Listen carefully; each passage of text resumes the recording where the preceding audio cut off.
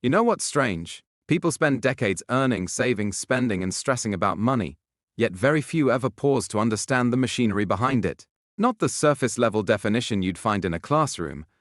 I mean the deeper framework that quietly determines who feels secure and who feels perpetually behind. No one rushes to explain it. The structure rewards confusion. The ones who profit most from misunderstanding are the ones shaping the environment. So most people move through life following rules they never actually saw written down. Let's start with a basic question that isn't so basic. What is money? Most answers sound clean and academic.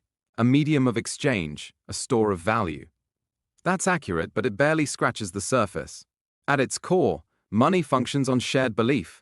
It works because we collectively agree it works. Paper bills and digital balances don't carry inherent worth. Their power comes from confidence. That confidence is fragile. A paycheck isn't wealth itself. It's a claim to resources. It represents access, not substance. If belief in the system erodes, that access weakens. The structure depends on continued trust. Long ago, institutions emerged to manage that trust. Banking systems weren't built merely to store coins, they were built to control the flow of credit. Over time, finance became layered and complex enough that most people stopped questioning it. Complexity discourages curiosity. Now consider what happens when you place money in a bank. It doesn't simply sit there. Banks operate under a system where only a portion of deposits must remain available. The rest becomes lending capacity. Through lending, new money effectively enters circulation. Much of what exists in accounts today originated as borrowed funds. That means a significant share of circulating money corresponds to someone's obligation. Loans create deposits. Repayments reduce them.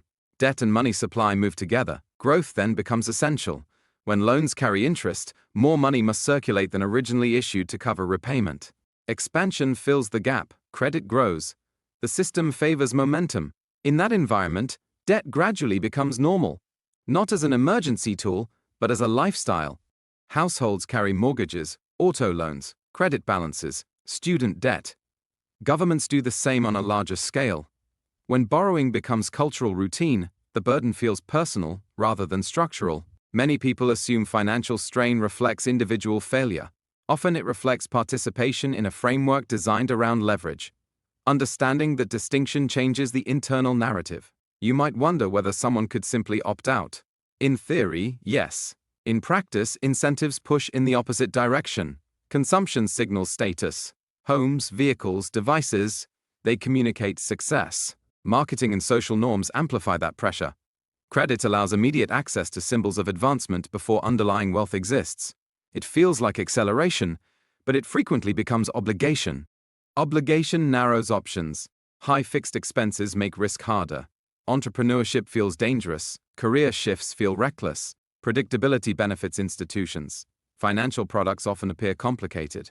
Fee structures, interest calculations, promotional terms, they require attention to decode. When people don't fully understand them, frustration turns inward instead of outward. Now consider a different approach. Those who grasp the mechanics tend to treat borrowing differently. Instead of using credit to consume depreciating goods, they often deploy it to acquire income-producing assets. Debt used for spending increases liabilities without adding productive capacity. Debt used for investment can expand asset value faster than borrowing costs. The tool remains the same, the outcome depends on application. Then there's compounding. Left undisturbed over long periods, returns accumulate exponentially. Small initial capital, reinvested consistently, grows disproportionately over decades. But accessing that advantage requires surplus, and surplus is difficult when most cash flow services debt. Many who begin investing early benefit from existing assets or family support. Others start later, often when major obligations are already present. Timing affects trajectory. Here's the essential point. Awareness doesn't dismantle the system, it clarifies your position within it. When you understand the rules, you stop assuming every setback reflects personal inadequacy. That shift matters. Because once you see the incentives clearly, you can respond differently.